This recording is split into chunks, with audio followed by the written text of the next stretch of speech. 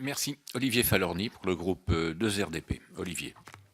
Merci, Monsieur le Président, et merci à l'ensemble des intervenants. Hélas, notre débat part d'un constat, je crois, assez largement partagé de l'échec majeur du plan Écophyto, issu du Grenelle de l'environnement, qui visait à réduire de 50% le recours aux pesticides sur 10 ans, c'est-à-dire avant 2018.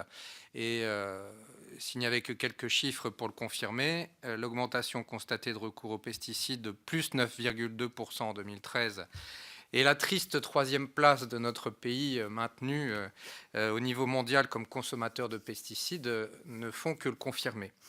Le ministre a annoncé un plan de lutte, Écophyto 2, pour lutter contre ce grave problème. Et d'après le rapport parlementaire de notre collègue Dominique Potier, la dynamique collective n'a pas fonctionné au-delà des réseaux initiés. Alors ce plan est déjà jugé nettement insuffisant par les acteurs concernés. Je prendrai un exemple. La Fondation Hulot réclame une nette séparation entre les structures de vente et les structures de conseil. Cela me paraît effectivement souhaitable et je voudrais avoir votre avis sur ce sujet. Et je souhaiterais plus largement vous poser quelques questions globales. Pourquoi, depuis une décennie, les gouvernements successifs échouent dans la lutte contre ce fléau? Est-ce dû au manque de sanctions, alors que la taxe spécifique phytosanitaire existante rapporte environ 100 millions d'euros par an, ou est-ce dû à la toute-puissance du lobby de l'agrochimie?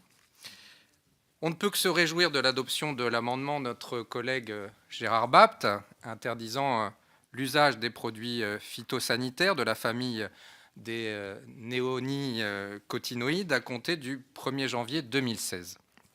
Cette interdiction deviendra effective après adoption par le Sénat, ce qui est pour le moins mal engagé, je le crains, puisqu'il a rejeté la proposition de résolution du sénateur Joël Labbé proposant un moratoire sur ces pesticides en France et au niveau européen. Pour rappel, et ça a été évoqué, la production de miel en France a de nouveau chuté d'un tiers par rapport à 2013.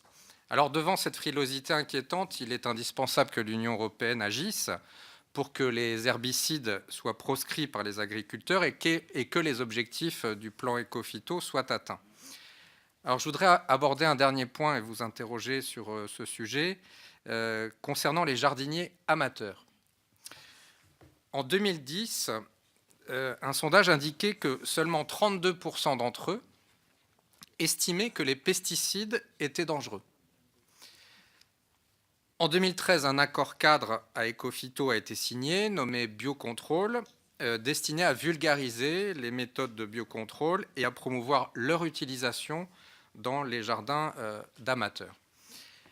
Alors ma question est toute simple. Avez-vous pu mesurer aujourd'hui l'impact de ces dispositions, à la fois sur les jardiniers amateurs et évidemment sur les distributeurs? Je vous remercie. Merci beaucoup. On va mettre à la sortie de cette salle l'étude qui a été réalisée par l'INSERM pesticides, effets sur la santé.